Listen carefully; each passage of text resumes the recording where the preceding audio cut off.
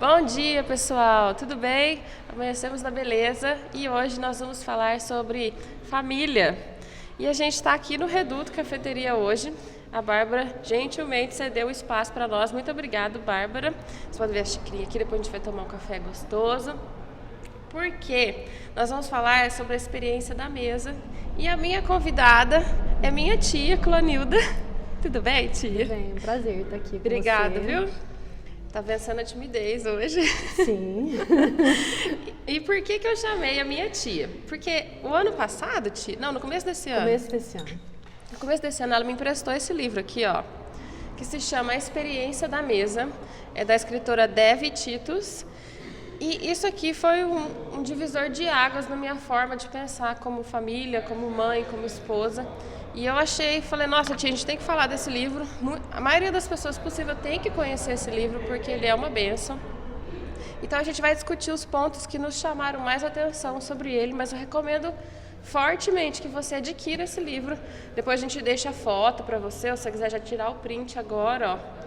Porque ele é muito bom e vai tratar de um assunto tão pertinente quanto a entrevista com a doutora Luana, pediatra, do excesso de telas, que teve uma repercussão muito grande. A gente ficou super feliz de poder ajudar. Esse aqui é na mesma proporção, tá? Então vamos lá, só para dar uma pequena introdução. Esse livro fala da importância das famílias se assentarem à mesa para comer. Porque esses momentos trazem memória afetiva e também formam caráter.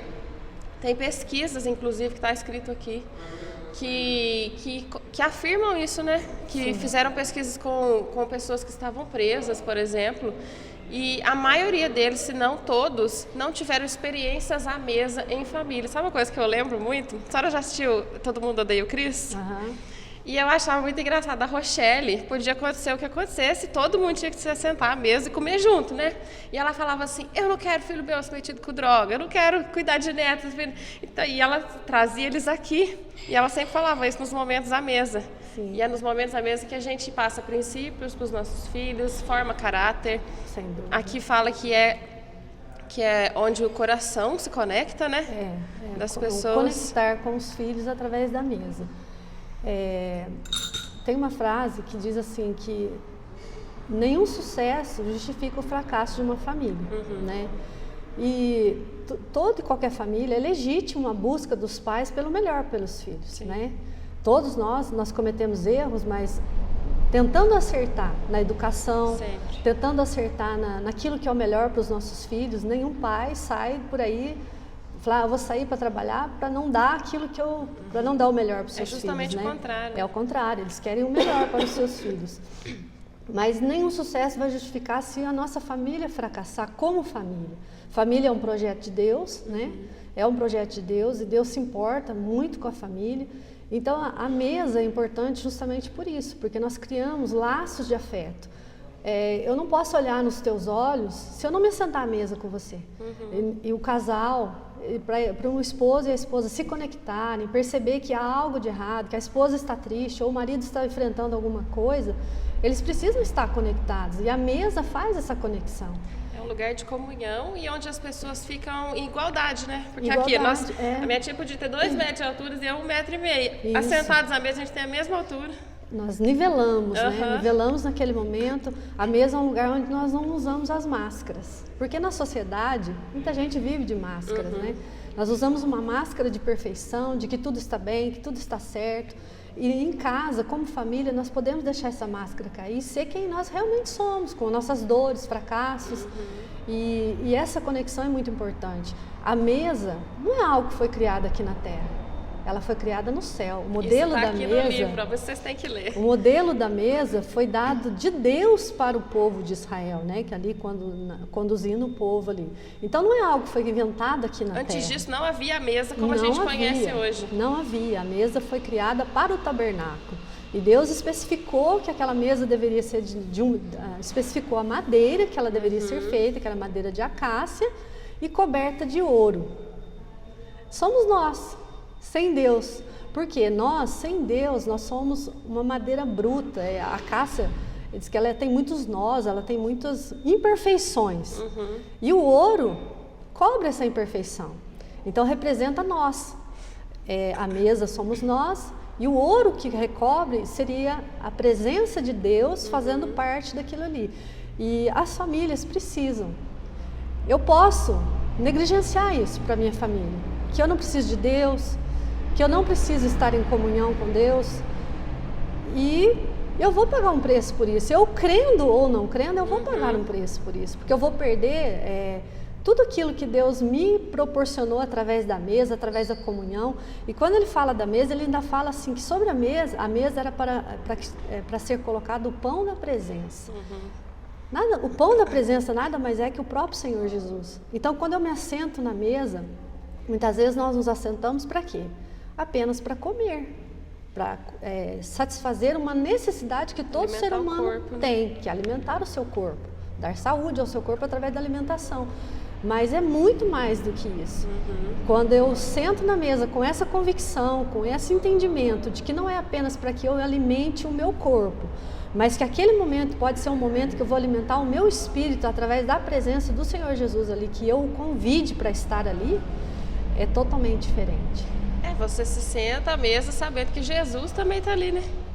Que Ele é o pão da presença, Ele é o pão que alimenta. Pão que alimenta. Não importa se você está sozinho, não. No livro até fala isso, né? De pessoas que moram sozinhas. Você pode ter certeza que você não estará sozinho quando você entender isso. Que a mesa foi criada para o pão da presença. O pão da presença é Jesus, que está entre nós hoje, vivo. Então, quando você se assentar à mesa, você vai ter a companhia dele. E em família, muito mais, né? Muito mais, porque aí nós vamos criar conexões, né? A gente ouve falar muito hoje em dia dos filhos sofrendo na escola com bullying. Os nossos filhos são muito bombardeados. Hoje eu tenho filhas casadas, mas eu já tive os filhos na idade escolar, e é diferente de hoje, mas também tinha muitos desafios, e hoje muito mais. Os pais têm que estar percebido, né, ligado. Por quê? Porque existe um bombardeio na mente dos nossos filhos. E se eu me assentar à mesa e a perceber do coração do meu filho, eu posso ajudá-lo naquilo que ele estiver passando. Quantas crianças já cometeram suicídio até por conta de estarem sofrendo, né, bullying nas escolas e através de amigos de escola que não abriram para os seus pais, né? E por quê? Porque na hora da refeição, igual a senhora falou, você percebe se a pessoa está bem ou não. Sim. Agora, se você tá correndo, que é a nossa vida corrida. Aí, quando senta à mesa, você tá assim, ó. Eu falo por mim, viu, gente? Muitas vezes eu tô almoçando e trabalhando e tá aqui assim. Você não tá olhando. Às vezes teu filho tá mal, foi mal na escola, e a gente não tem a sensibilidade de perguntar: por que você tá com carinha diferente? O que aconteceu? Ou então, aqui no livro também fala que hoje até o modelo das mesas contribui para esse afastamento com as cozinhas americanas. Sim. Que todo mundo na bancada, sentado um do lado do outro, não se senta mais de frente e olhando para a parede ou assistindo televisão. Até isso contribui para esse afastamento da família e para não perceber o que está acontecendo com o seu filho. Aí, igual a senhora falou, muitas vezes, muitas mães que têm filhos adolescentes que perderam seus filhos e falaram: nossa, mas eu não percebi nada. Mas porque tá nessa... Não estou falando que tem culpa, por favor, não é isso. Mas essa correria do dia a dia contribui muito para isso, né? É mais um alerta, né? Não é para que vocês se sintam culpadas. Não é para trazer peso, é só um alerta. Não é para trazer peso, é um alerta. Porque hoje nós temos as mídias sociais, né? Hoje, vamos supor, você está numa cozinha americana, um do lado do outro, e provavelmente cada um no seu celular, conectado a um celular. Então, essa conexão está pior ainda, né? Então, como que você vai criar memórias afetivas nos seus filhos, né? Como que você vai criar laços no coração do seu filho se não há essa conexão? Eu falo que a minha família nunca foi, nós somos de origem simples, nós morávamos na roça e todo mundo trabalhava, inclusive as crianças. Naquela época não era proibido uma criança trabalhar como hoje. E à tarde, todo mundo chegava cansado, cada um queria comer a sua comida e descansar. A gente morava numa região fria, não havia essa conexão, esse assentar à mesa. E uma memória afetiva que eu tenho, que eu gosto muito, que já é o contrário do meu esposo, porque ele não gosta de épocas de Natal, essas coisas, ele não gosta dessas épocas, porque ele sente um pesar pela desigualdade que ele vê nas mesas, né? E eu percebi que que na minha família criou-se uma memória afetiva. Por quê? Porque todos os anos meu pai fazia questão de no Natal reunir a família, uma vez no ano.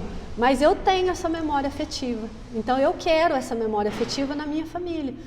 E não é o que nós colocamos sobre a mesa, porque muitas vezes nós estamos preocupando em criar uma ceia de Natal, alguma coisa. A melhor louça. A melhor comida. Não é o que você está colocando na mesa, é o seu coração na mesa, junto com seus filhos, junto com a sua esposa, né? Nós fizemos uma viagem recentemente para Aracaju, e enquanto eu estava no aeroporto, esperando o voo, estava lotado de gente, todo mundo olhando para o celular. Tinha um esposo falando com a esposa, e ele falava, e ela estava assim, eu não vi ela mover os lábios 1 minuto para dar uma resposta para aquele marido. Porque a mente dela não está no que ele está falando, ela está... Eu tenho esse costume, quando eu vou conversar com meu esposo, se ele estiver no celular, enquanto ele não desliga, eu não falo. E vice-versa, eu espero, né, para que haja essa conexão. Não, eu estou falando, eu quero ser ouvida. E nós precisamos resgatar isso. Né? São essas pequenas coisas que acabam com o casamento, né? Sim. Não é coisa grande. Não. Eu acho que deve ser muito mais fácil você perdoar uma coisa grande do que aquelas coisinhas do dia a dia que vai roubando, né? Detalhezinho. A gente não vai tropeçar numa montanha, são pedregulhos que nos derrubam, e os pedregulhos são pequenos, as montanhas são visíveis. Muitas vezes aquilo que é grande você vai estar percebido, mas o que é pequeno, que vai no dia a dia eliminando o relacionamento, né, e não é percebido, porque o homem gosta muito da caixinha do nada, quando ele, lógico, depois que ele chega de um dia de trabalho, muitas vezes passou por muitas coisas, é legítimo que ele falou assim, não, eu saí, eu batalhei para trazer o sustento para dentro da casa, mas eu não posso trazer o sustento e negligenciar minha família, não percebendo que há algo ali que eu preciso prestar atenção, né? Sim. Não justifica, né? E uma coisa que fala aqui no livro também, essa questão de se assentar à mesa. Eu tô melhorando, gente, mas de pouco, porque eu não estava colocando nem toalha na mesa de casa que a gente comia, a gente estava comendo na mesa, porque a Luísa, eu tenho uma filha pequena, quem não sabe, ela vai fazer 3 anos agora, então vocês sabem que eles querem comer sozinhos, e aí ela derruba o pote do feijão, derruba tudo, então tinha que ser uma toalha de mesa por dia. Aí eu estressei e falei, não vou mais. E não estava colocando. A hora que eu li esse livro, eu tomei um puxão de orelha que vocês não imaginam. Então, não precisa esperar você ter aquele jogo de louça maravilhoso, ter suplá, ter jogo americano. Coloca o que você tem na sua casa, que é igual a minha tia falou, não é a louça que está. Muitas vezes nem é comida. É aquele laço que você vai criar. As minhas memórias de infância, a maioria são todas com comida. Gente, vamos comer, todo mundo já sabe. Mas eu lembro dos almoços de domingo, na casa da minha avó Maura, que tinha arroz de forno e frango assado. Eu lembro aqui na casa da avó São, a minha avó, a mãe da minha tia, eles eram caseiros aqui desse lugar, antes de virar café, tudo. E eu lembro que a gente vinha aqui e a avó São, acho uma Conceição, o apelido dela era São, ela fazia bolinho, aqueles bolinhos de esticar na garrafa, quadradinho, olha as memórias. Eu lembro da minha tia, uma outra tia, fazendo nhoque, amassando a batata e eu cortando. Eu lembro da minha mãe fazendo massa de pizza pra gente. E tudo à mesa. E aí eu comecei, mas Deus, os meus filhos não estão tendo isso. Justamente. Então, por isso que eu falo que foi um divisor de águas. Aí eu tentei começar a mudar. E aos poucos, você não vai mudar de uma hora para outra. E até ela recomenda que pelo menos uma refeição no dia, ou almoço, ou jantar, fazer junto com a família, né? Para você, às vezes você nem conhece seu filho, às vezes a gente não conhece nossos filhos. Acontece, esses dias eu vi uma pesquisa, não era aqui no Brasil, de um repórter perguntando para o pai, qual que é o dia do aniversário do seu filho? Aí ele não sabia. Como é que chama o pediatra? Ele não sabia. Alguns pais são mais ligados e tem isso. Mas muitas vezes a gente não sabe falar nada dos nossos filhos, porque a gente não tem convivência. Aí eu vou entrar num ponto que me chamou muita atenção. Que ela fala que existem as raposinhas, né? Sim. Que roubam. Que é uma passagem bíblica isso, vou ver se eu acho aqui, já leio para vocês. Que as raposinhas roubam a vinha, que elas vão comendo, né, as coisas, e aí é o rei que manda recolher as raposinhas para que nada se perca.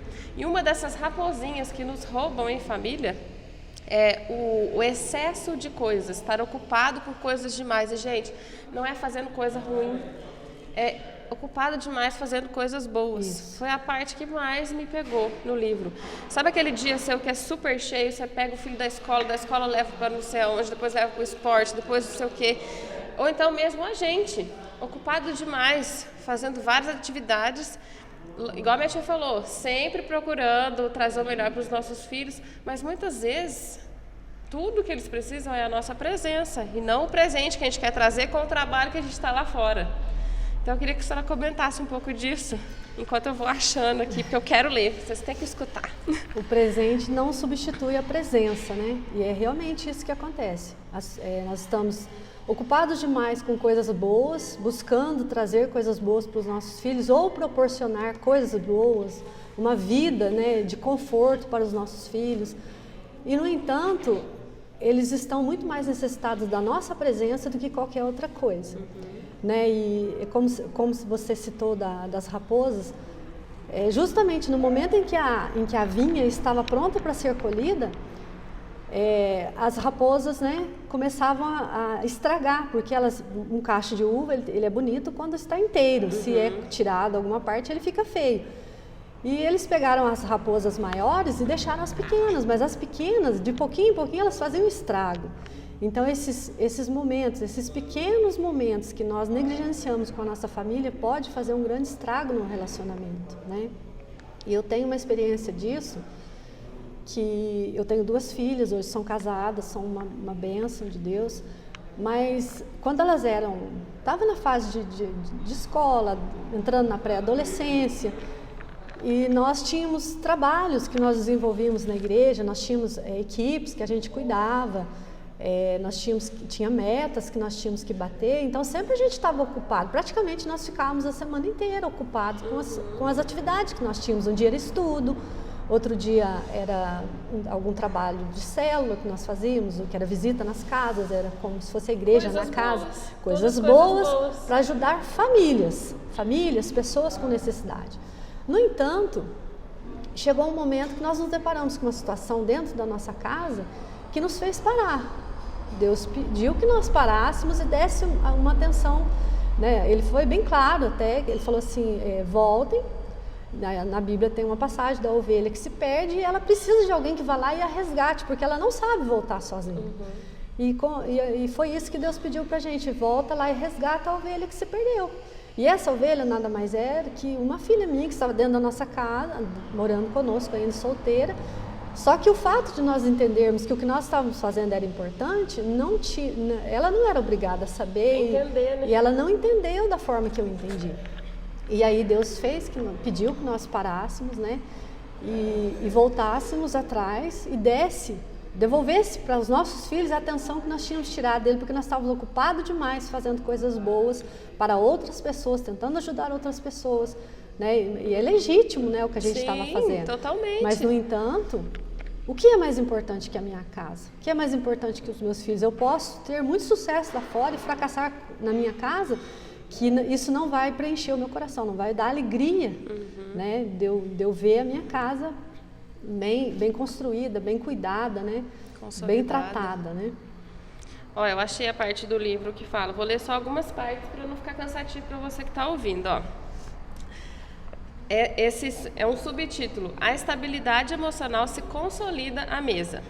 O dito popular, são as raposinhas que estragam a vinha, é na verdade uma paráfrase da sábia instrução do rei Salomão, que declarou: apanhe para nós as raposinhas que estragam as vinhas, pois as nossas vinhas estão floridas.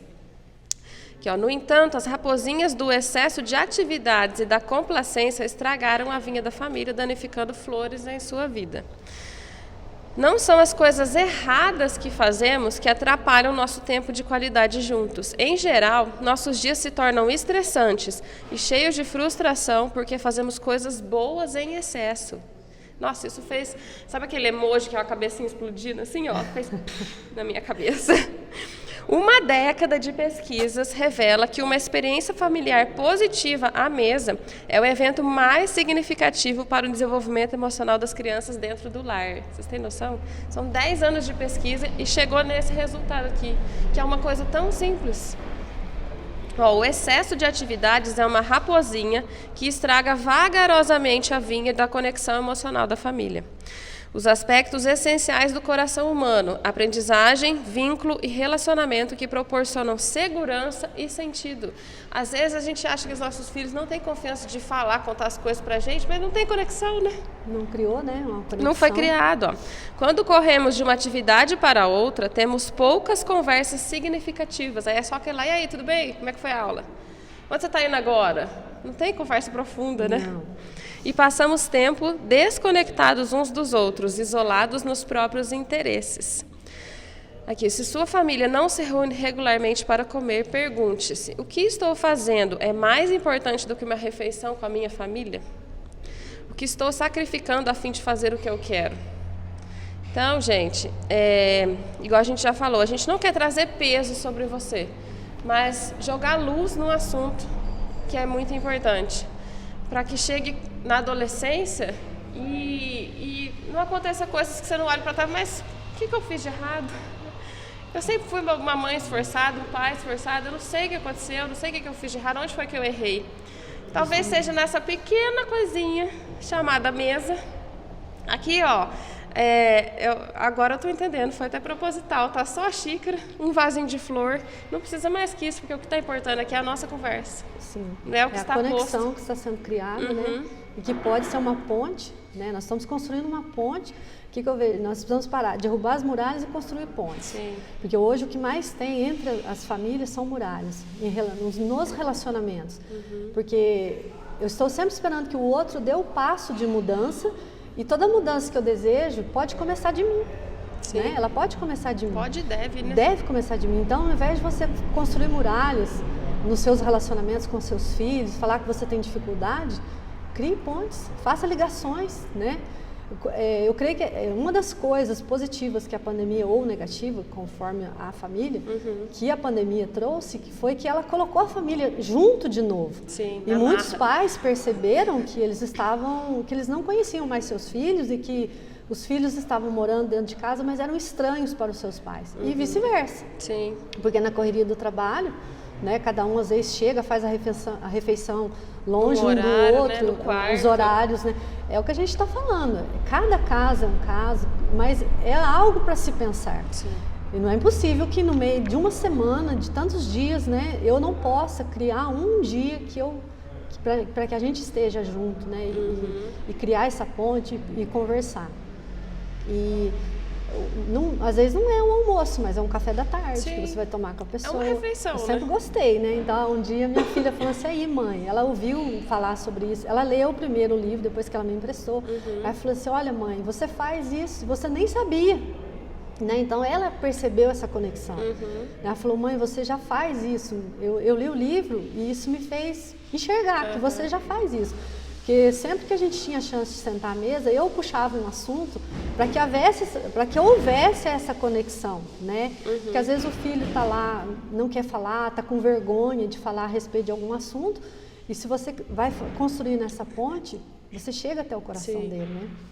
É ao contrário de você ficar ali, não tenho tempo. Desculpas, queridos, é o que sempre nós vamos ter. Nunca vai faltar uma desculpa para não fazer aquilo que nós sabemos que nós temos que fazer. Mas aí eu preciso encontrar um momento, né, e fazer aquilo que eu sei que é bom para minha família. No fundo, a gente sempre sabe o que precisa fazer, né? Sim. Só que a gente estava conversando antes de ligar a câmera, a gente tem que engolir o nosso orgulho. Sim. E isso é um passo tão difícil, né? Reconhecer, eu acho que é o primeiro passo, de reconhecer que precisa mudar, de que estava errado. Depois que eu li isso daqui, eu já vinha algumas coisas, sabe, acontecendo dentro de mim, assim, que eu sentia Deus falando comigo. Depois que eu li esse livro, teve um dia que o Sérgio chegou lá em casa: e aí, o que você tá achando do livro? Eu falei: nossa, eu já tomei tanto tapa na cara. Eu tô descobrindo que eu preciso mudar tanto, eu falei pra ele. Já levei puxão de orelha. Sim, demais. E aí, é esse o primeiro passo. A gente, no fundo, sempre sabe o que tem que fazer. Só tem que engolir o orgulho de falar: não, eu tô errada e eu vou começar a mudar. Sim. Não precisa ser um grande passo, né? Um passinho de cada vez. Foi algo que Deus falou no meu coração quando a gente passou por essa situação e talvez a gente, naquele momento, não tinha as ferramentas para lidar com aquilo. Igual, toda família está em construção, né? Todo casal pais, filhos, eles estão em construção, né? E muitas vezes o que acontece conosco? Eu não posso terceirizar o meu papel de mãe na vida dos meus filhos. E hoje é o que a maioria das mulheres acabam fazendo por conta da questão financeira. Só o marido trabalhando, às vezes não consegue, né? Pela graça de Deus, eu consegui ficar em casa quando as minhas filhas eram pequenas. Eu abri mão, assim, 10 anos da minha vida, eu fiquei cuidando delas. Eu consegui fazer isso, né? Meu marido tinha um emprego bom que dava para suprir. A gente, né, era apertado, mas conseguia. E eu tive esse privilégio de ficar com elas, né? De não ser preciso largar elas, terceirizar o meu papel de mãe, deixar elas para fazer. Eu quis fazer isso, eu tentei fazer isso. Eu fui atrás de emprego, eu fui atrás de creche, mas eu não consegui ir adiante com aquilo. E aí eu lutei contra mim mesma e fiquei esses 10 anos sem trabalhar, abri mão de muita coisa, porque toda mulher quer se desenvolver, ela quer crescer, ela quer fazer as coisas. As nossas coisinhas, quer ter o nosso dinheirinho. Eu comecei a trabalhar cedo, desde muito cedo eu trabalhava. Então, assim, é uma luta contra a gente mesmo, mas eu tive esse privilégio. E hoje eu olho o resultado e eu não me arrependo. Valeu a pena. Valeu a pena, eu acho que valeu a pena. As minhas filhas não são perfeitas, não estou aqui falando que elas são perfeitas, que elas não cometem erros, mas eu vejo que são mulheres de caráter, são mulheres que estão buscando acertar agora que uma já tem filho e a outra também vai ser mãe, então elas querem deixar esse legado, porque eu não preciso deixar herança, eu preciso deixar um legado. Qual vai ser a marca? A gente deixa na pessoa, né? Na pessoa. Qual é a marca que eu vou deixar nas minhas filhas, né? A minha mãe deixou uma marca em mim. Minha mãe sempre foi uma mulher de muita fé, ela acreditava muito em Deus. E apesar de toda a dificuldade, ela era uma pessoa que não se abaixava por nada. Ela lutava, ela cometeu erros também? Muitos, como nós. Mas ela deixou um legado de fé na minha vida, que eu, assim, muitas coisas que eu vivo hoje, eu lembro dela falando, eu lembro do que ela, as marcas que ela deixou em mim, os ensinamentos, né? Como ela lutava por aquilo que ela acreditava. Então, independente se ela alcançou ou não alcançou, mas ela não deixava de acreditar e lutava. E aí isso para mim, eu vejo muito isso dela em mim hoje, que é algo que eu admirava nela. Então, é isso que eu penso, não é o que eu penso, é o que nós estamos vendo hoje na sociedade, né? Não é o que nós pensamos, é o que nós estamos vendo na sociedade. Que os nossos, deixar marcas nos nossos filhos, deixar legado para eles, né? De não terceirizar o nosso trabalho de mãe.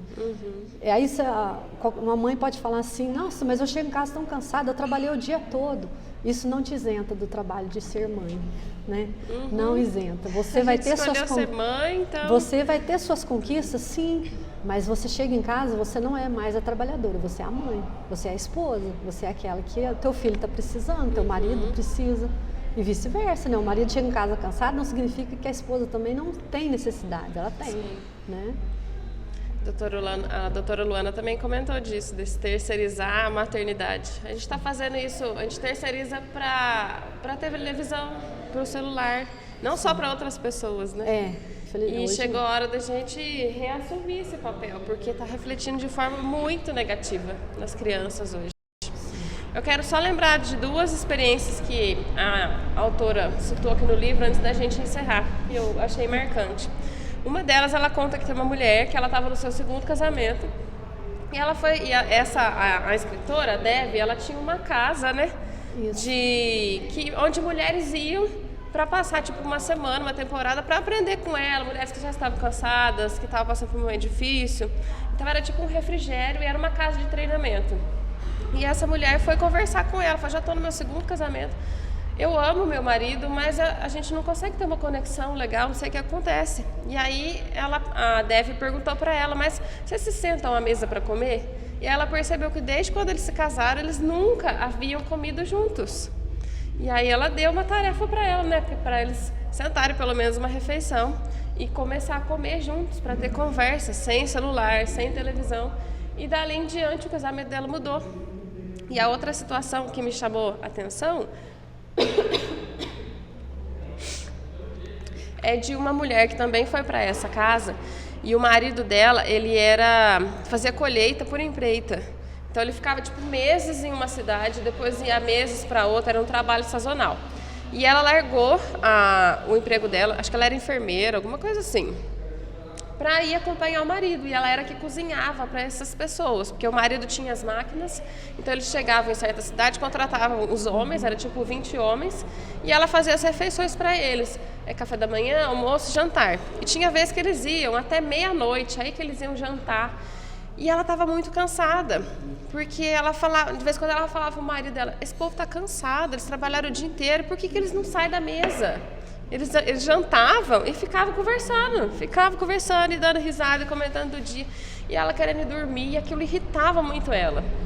E depois que ela descobriu da experiência da mesa, que ela passou por essa casa, que ela entendeu o papel que ela tinha. Ela não só alimentava não era só alimento físico, ela alimentava com amor, com carinho, alimentava a alma deles. Tanto que um desses caras, ela conta que 3 meses depois ele precisou ir embora, e ele chegou para ela e falou, olha, você marcou a minha vida, eu nunca vi uma mulher tão bondosa assim. E ela ficou pensando, mas nossa, eu nem tinha contato com ele, né? Era só na hora das refeições. E depois que ela teve essa experiência da mesa, ela entendeu isso, que significa muito mais do que só uma refeição, do que só se sentar à mesa. São experiências e laços que são criados. Então, e ela falava que ela se sentia muitas vezes desvalorizada, que ela tinha largado a carreira dela para cozinhar para homens que ela nem conhecia. Mas Deus fez ela entender. Então eu queria deixar isso para você também, que é mãe, dona de casa, às vezes não trabalha fora e se sente desvalorizada. Você tem noção da importância do trabalho que você está fazendo, né? Com certeza. Você está formando pessoas, você está formando caráter.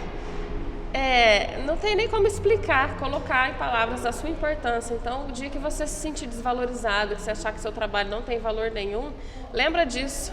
Sim. De tudo que você está deixando nos seus filhos, no seu marido, se você não tem filhos ainda. Você está construindo um legado, né? Você está em construção e está fazendo uma construção na vida dessas pessoas.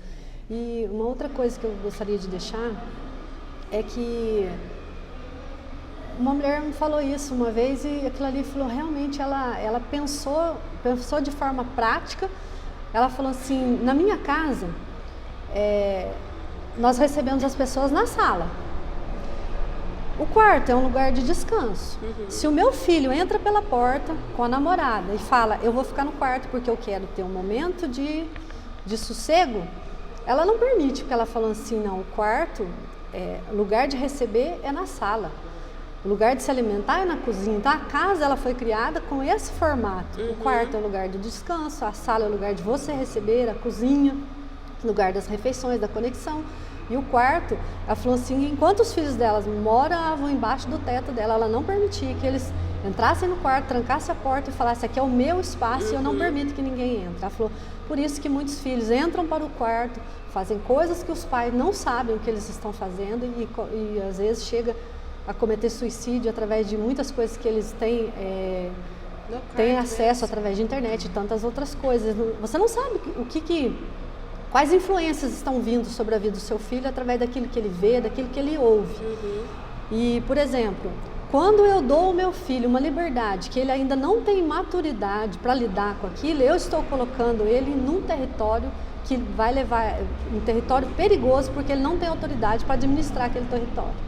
É a mesma coisa que pegar um filho, tipo a minha filha, a Manuela, que tem 8 anos, e soltar ela numa mata. Porque, pensa bem, a criança não tem maturidade para lidar com determinadas coisas. Tem crianças que parecem mais o rei da casa do que a criança da casa, né? Porque é ela que comanda, é ela que cuida da televisão, é ela que comanda tudo. Não, você está dando para o seu filho, você está colocando nele algo que ele não sabe, não tem capacidade para dominar. Então é perigoso. Tem que ser revisto, tem que ser prestado atenção, porque são pequenas coisas que podem crescer, como as raposinhas, né? Elas são pequenininhas, mas elas crescem e tomam um volume que depois é mais complicado para você reverter o quadro, né? Infelizmente. Gente, é isso. A senhora quer acrescentar mais alguma coisa, tia? Acho que é isso, né? A gente queria trazer essa luz sobre esse assunto tão importante. De novo, recomendo que você leia o livro, compre na internet, com certeza você vai achar. E que seja bênção para você esse episódio. Envia para alguém que veio na sua cabeça, sua amiga, sua filha, sua mãe, envie esse vídeo, que eu tenho certeza que vai abençoar muitas pessoas e pode mudar a realidade de muitas famílias, né? Com certeza. Com uma simples mudança, começar a comer junto, pelo menos uma refeição no dia, a tarefa que a gente vai deixar para vocês, ou no almoço, ou no jantar, sentem-se juntos, tenta tirar o celular, eu tô nessa briga ainda, mas igual eu falei, não é porque você decidiu agora e amanhã vai ter aquela mudança radical, todo mundo vai estranhar, vai achar que você tá doida, então vai de pouquinho que vai funcionar. É na simplicidade, né? Eu vejo que as coisas funcionam muito mais na simplicidade do que na complexidade. Muitas vezes nós estamos trazendo coisas muito complexas para dentro da nossa casa e deixando de fazer o simples, né? Gerar essas conexões simples que vão fazer a diferença, criando essa inteligência emocional. Hoje se fala muito da inteligência emocional para lidar com as coisas, né? Quando nossos filhos lá fora se depararem com situações, eles vão estar com a sua inteligência emocional bem informada, bem cuidada, e eles vão saber se defender, eles não vão estar à mercê de qualquer um. Né? Sim, muito importante isso. Tia, obrigado. Eu que agradeço pelo convite, tempo. foi um prazer. O prazer foi meu. Gente, é isso. A gente volta semana que vem com mais um assunto relevante para você, para sua casa, para sua família. Obrigado pelo tempo, por você que ficou até aqui, assistiu até o final. Não esquece de enviar esse vídeo para alguém. Deus te abençoe e até semana que vem no mais um Amanhecendo a Beleza. Tchau, tchau.